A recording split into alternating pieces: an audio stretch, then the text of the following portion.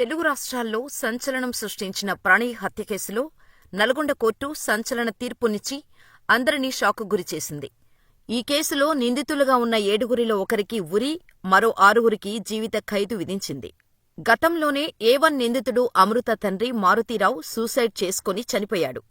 ప్రణయ్ని అమృత తండ్రే చంపించారని, ఇది కుల దురహంకార హత్య అని అప్పట్లోనే పోలీసులు వెల్లడించారు. అప్పటినుంచి ఈ కేసు కోర్టులోనే ఉంది.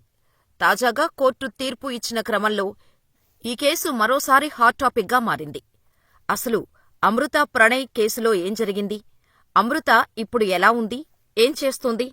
ఆమె కొడుకు ఎలా ఉన్నాడు? అమృత వేరే పెళ్లి చేసుకోబోతోందా? అందుకే పేరు మార్చుకుందా? ప్రణయ్ పేరు ఎందుకు తీసేసింది? కోర్టు తీర్పుపై అమృత స్పందనేమిటి అనే విషయాలు తెలుసుకుందాం. అమృత ప్రణయ్ లవ్ స్టోరీ ఓ విషాదాంతమైన ప్రేమకథ. అమృత ప్రణయ్ చిన్నప్పటినుంచి స్నేహితులు.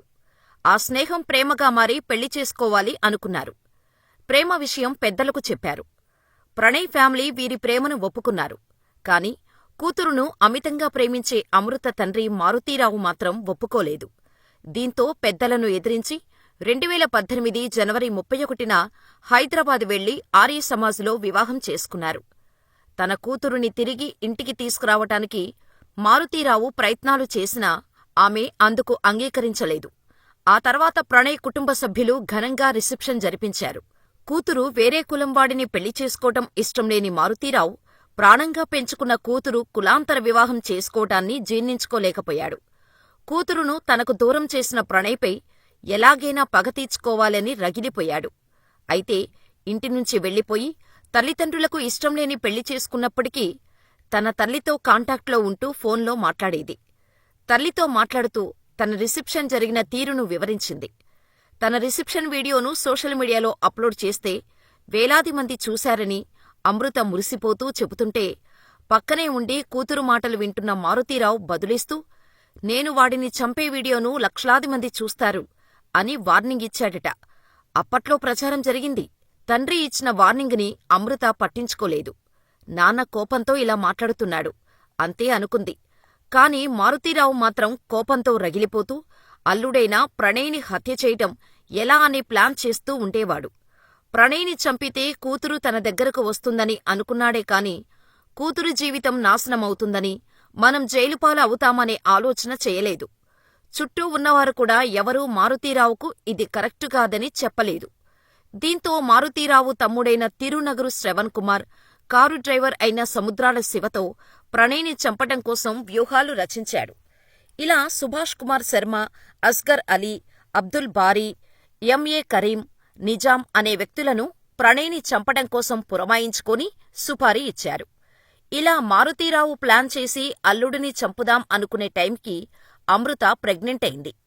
అయినప్పటికీ మారుతీరావు పరువు ప్రతిష్ఠ అంటూ అల్లుడు ప్రణయ్ని హత్య చేయించాలనే ప్లాన్ విరమించుకోలేదు.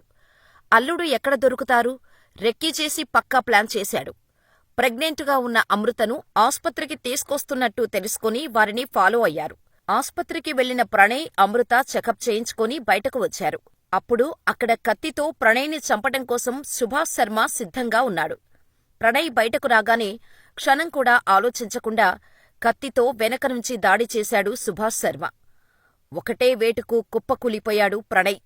భయంతో అమృత పరుగులు తీసింది, కేకలు వేసింది. దీంతో సుభాష్ శర్మ పారిపోయాడు.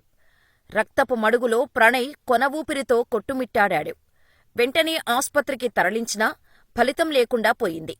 మారుతీరావు పరువు కత్తికి ప్రణయ్ సెప్టెంబర్ 14, 2018న నడి రోడ్డు మీద బలైపోయాడు.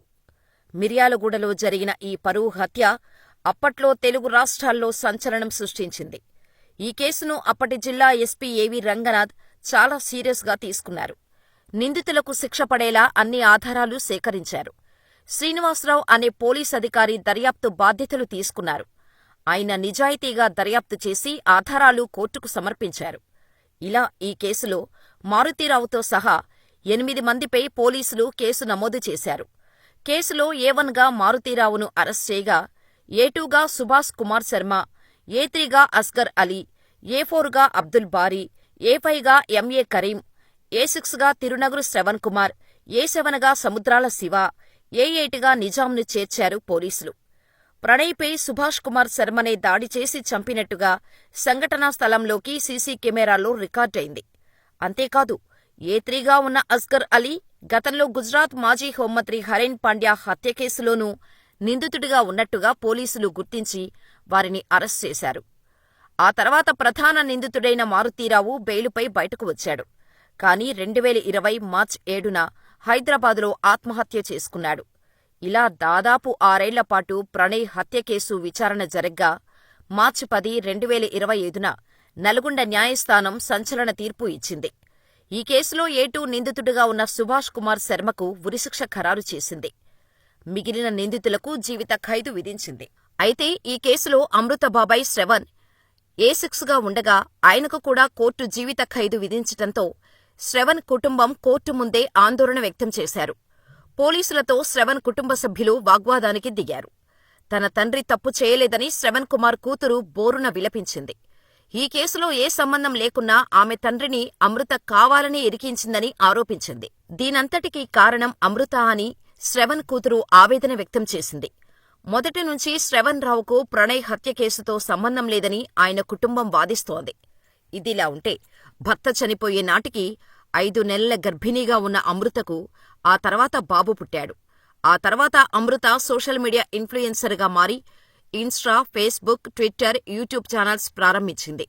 అప్పటినుంచి ఎప్పటికప్పుడు తన లైఫ్కు సంబంధించిన అనేక విషయాలు నెటిజన్లతో పంచుకుంటోంది. తన వ్యక్తిగత జీవితం, తన కొడుకుతో ఆమె గడిపే క్షణాలు, లైఫ్ స్టైల్, ఫ్యాషన్ ట్రెండ్స్పై వ్లాగ్స్ చేస్తున్నారు. అనేక బ్రాండ్స్ని తన సోషల్ మీడియా ఛానల్స్ ద్వారా ప్రమోట్ చేసి డబ్బును సంపాదిస్తుంది అమృత. ప్రస్తుతం అమృత కొడుక్కి దాదాపు 6 ఏళ్ల వయసు ఉంటుంది. హైదరాబాదులో ఉంటున్నారు. అప్పుడప్పుడు మిర్యాలగూడ వెళ్లి వస్తుంటారు. అందుకు సంబంధించిన వీడియోలు కూడా ఆమె సోషల్ మీడియాలో పంచుకుంటోంది అమృత. అయితే 2020లో తండ్రి మారుతీరావు సూసైడ్ చేసుకోగా ఆ తర్వాత తల్లితో కలిసిపోయింది. ఇటీవల కుమారుడికి సంబంధించి ఓ ఫంక్షన్ నిర్వహించగా ఆ కార్యక్రమంలో తల్లి కూడా పాల్గొన్నట్టు సమాచారం. ఇలా ప్రణయ్ హత్య ఘటనను ఇప్పుడిప్పుడే మర్చిపోతున్న అమృత తన కుమారుడిలో ప్రణయ్ని చూసుకుని కాలం వెల్లదీస్తోంది. అయితే ఇంతకాలం అమృత, ప్రణయ్గా ఉన్న అకౌంట్ పేరును కాస్త అమృతవర్షిణి అనే పేరుగా మార్చేశారు. భర్త మరణం తర్వాత ఫైనల్ తీర్పు రాగానే అమృత, ప్రణయ్ అన్న పేరులోని ప్రణయ్ పేరును తీసివేయటంతో నెటిజన్లు కొత్త చర్చ మొదలుపెట్టారు.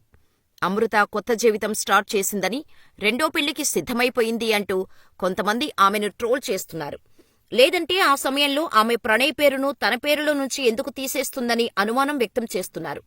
ఇంతకాలం ప్రణయ్ కోసమే బతుకుతున్నట్టుగా చెప్పుకున్న అమృత ఇప్పుడు తన పేరులో నుంచి ప్రణయ్ పేరును తీసివేయటంతో ఆమె నెక్స్ట్ స్టెప్ ఏమిటా అని ప్రతి ఒక్కరూ చర్చించుకుంటున్నారు.